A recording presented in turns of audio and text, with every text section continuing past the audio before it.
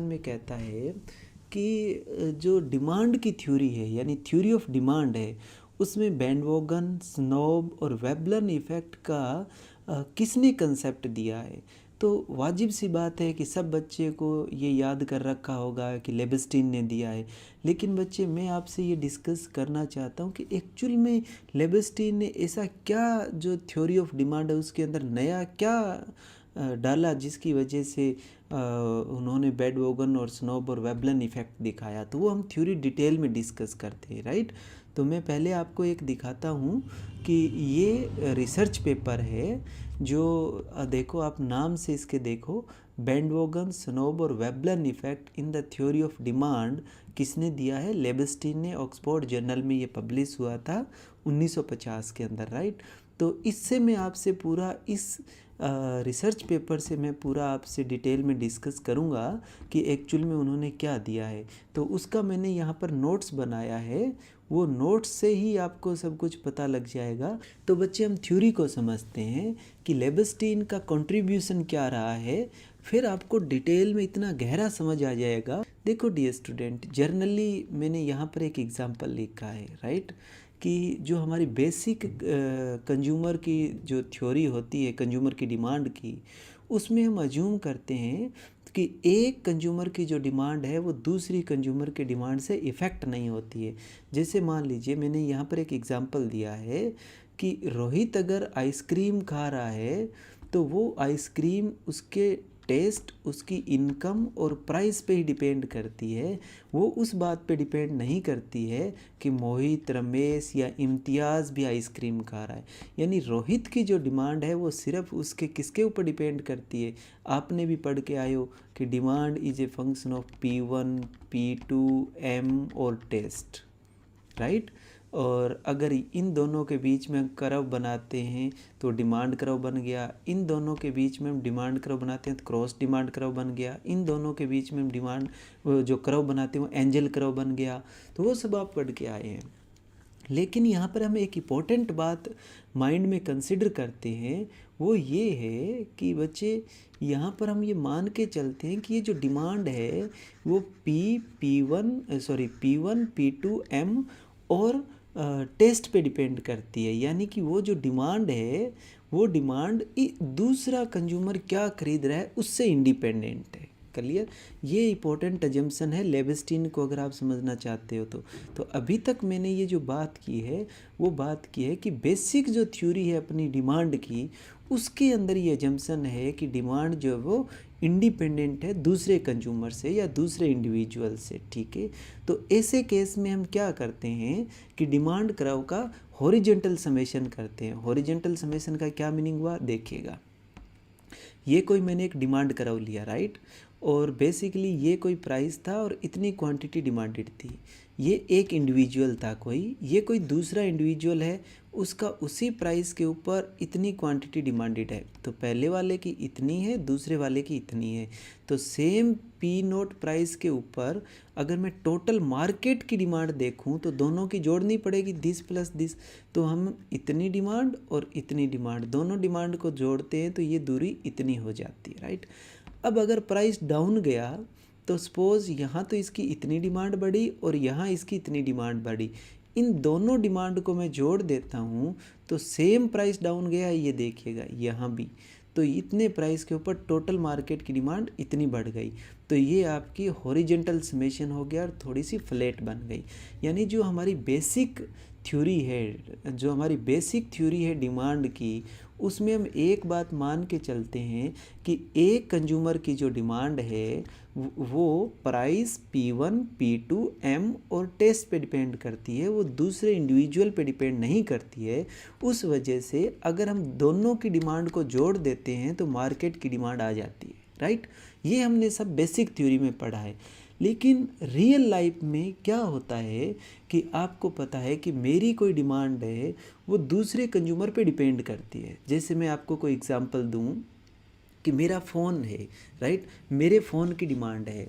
या मेरे व्हाट्सअप, अगर मैं व्हाट्सअप चलाऊंगा तो व्हाट्सअप में चलाऊंगा तो उसकी डिमांड में, व्हाट्सअप की डिमांड हुई कि मैं फ़ोन के अंदर डाउनलोड करूं। क्यों? क्योंकि दूसरे लोग भी व्हाट्सअप रखते हैं। या मेरे पास अगर फ़ोन है तो फ़ोन की मैं डिमांड क्यों करूंगा? क्योंकि और बहुत सारे लोग हैं फ़ोन रखते हैं। तो रियल लाइफ के अंदर जो बहुत सारी गुड्स ऐसी है जिनकी डिमांड जो है वो P1 P2 M और टेस्ट पे तो डिपेंड करती ही करती है, लेकिन दूसरा उसको कंज्यूम कर रहा है या दूसरे के ऊपर भी डिपेंड करती है।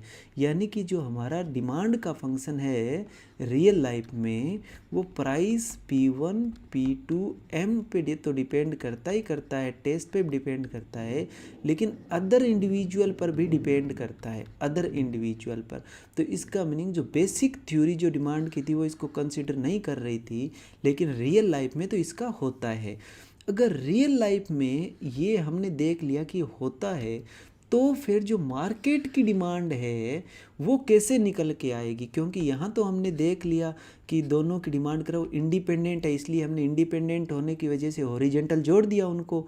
लेकिन अगर इन दोनों की डिमांड डिपेंडेंट है एक दूसरे के ऊपर, तो मार्केट की डिमांड कैसे निकल के आएगी? इस चीज़ का जो सॉल्यूशन है वो लेविस्टिन ने दिया है। तो ये क्वेश्चन वहाँ से उठ के आया है। देखिएगा, ये बात मैंने आपसे डिस्कस कर लिया है कि हॉरिजॉन्टल समेशन वाला ये सब पढ़ लीजिएगा। और यहाँ से मैंने लिखा है कि लेविस्टिन ने एक स्टेप आगे लिया है इस डायरेक्शन में। लेविस्टिन से पहले ऑस्कर मोरेगस्टन जो इकोनॉमिस्ट है, उन्होंने भी इसके बारे में डिस्कस किया था, लेकिन उन्होंने मार्केट की डिमांड करो को निकाल नहीं पाए थे और कोई सॉल्यूशन नहीं दिया था। तो लेविस्टिन ने उसका सॉल्यूशन दिया है कि अगर डिमांड दूसरों के ऊपर डिपेंड करती हो तो फिर मार्केट का डिमांड करो कैसे निकाला जाएगा। यानी इंडिविजुअल के डिमांड करो को जोड़ के हम मार्केट का डिमांड करो निकालते हैं, वो कैसे निकलेगा, राइट। तो अब हम डिस्कस करेंगे लेविस्टिन का जो कंसेप्ट है उस कंसेप्ट को। देखिए बच्चे, लेविस्टिन का जो थ्योरी है, थ्योरी ऑफ डिमांड के, लेविस्टिन का जो थ्योरी है डिमांड से रिलेटेड, उसके अंदर हम डिटेल में डिस्कस करते हैं। तो बहुत ध्यान से देखिएगा। अब यहाँ से आपके क्वेश्चंस ये आया हुआ है, राइट। और ये क्वेश्चंस कर लोगे तो जो क्वेश्चन नंबर 3 है, snob effect is related to which commodity, ये आपको ऑटोमेटिक समझ आ जाएगा, ठीक है। तो देखिएगा, लेविस्टिन ने कहा है अपनी थ्योरी के अंदर कि दो तरह की बेसिकली डिमांड होती है। एक तो होती है फंक्शनल डिमांड और एक होती है non functional demand, right. Functional demand क्या होती है कि किसी भी कमोडिटी को या गुड्स को उसके फंक्शन की वजह से, उसकी क्वालिटी की वजह से हम खरीदें। कि अगर मान लीजिए कि मैं भाई कपड़ा खरीद रहा हूँ, तो कपड़े की क्वालिटी है पहनने की, इसलिए उसको खरीदूं। तो अगर कोई मैं डिमांड कर रहा हूँ, वो डिमांड उस प्रोडक्ट की क्वालिटी की वजह से कर रहा हूँ जो उसके अंदर है, उसकी वजह से अगर मैं कर रहा हूँ तो उसको हम बोलते हैं फंक्शनल डिमांड। जिसलिए एक एग्जांपल और देता हूँ। सपोज़ कीजिए कि आप सोना पहनते हैं, तो सोने का इफ़ेक्ट हमारी बॉडी पे होता है, कोई पॉजिटिव इफ़ेक्ट होता है क्योंकि सोना पहनने से, तो इसलिए हम सोने की डिमांड करें तो उस डिमांड को हम बोलेंगे फंक्शनल डिमांड, क्योंकि वो सोने की क्वालिटी की वजह से हम डिमांड कर रहे हैं, राइट। एक डिमांड हमारी ऐसी होती है जो हम उस प्रोडक्ट की क्वालिटी की वजह से नहीं करते हैं, लेकिन आउटर की वजह से करते हैं। आउटर का मीनिंग कोई बाहर के इफ़ेक्ट की वजह से हम करते हैं, तो उस डिमांड को हम बोलते हैं नॉन फंक्शनल डिमांड, राइट। और स्पेकुलेशन डिमांड और इरेशनल डिमांड का मैं एंड में डिस्कस करूँगा। तो लेविस्टिन का जो थ्योरी है वो यहाँ से निकल के आता है, तो इस पे हम पूरा पहले डिटेल में डिस्कस कर लेते हैं, ठीक है। तो देखो, नॉन फंक्शनल डिमांड में मैंने यहाँ लिखा है कि डिमांड का वो पोर्शन जो कंज्यूमर जो है वो अदर फैक्टर की वजह से, यानी किसको, क्वालिटी के अलावा कोई अदर फैक्टर है उसकी वजह से उसको डिमांड करता है। अदर फैक्टर की वजह से यानी हाई प्राइस हो सकता है, या दूसरे लोग उसको परचेज़ कर रहे हैं उसलिए हो सकता है। तो इस तरह की अगर डिमांड हो तो उस डिमांड को हम क्या बोलते हैं, नॉन फंक्शनल डिमांड, राइट। तो लेविस्टिन ने जो अदर फैक्टर्स है उसको 3 भागों में डिवाइड किया है। एक तो उन्होंने नाम दिया है स्नोब इफ़ेक्ट, एक वेट बोगन इफ़ेक्ट, दूसरा स्नोब इफ़ेक्ट, और तीसरा उन्होंने नाम दिया है वेबलन इफ़ेक्ट। तो ये जो नॉन फंक्शनल डिमांड है उसको यानी नॉन फंक्शनल डिमांड में फिर रिपीट कर रहा हूँ, वो होती है जो किसी कमोडिटी को हम खरीदते हैं वो उसकी क्वालिटी की वजह से नहीं, बल्कि कुछ आउटर की वजह से। वो आउटर क्या है, ये 3 आउटर लेविस्टीन ने लगाए हैं।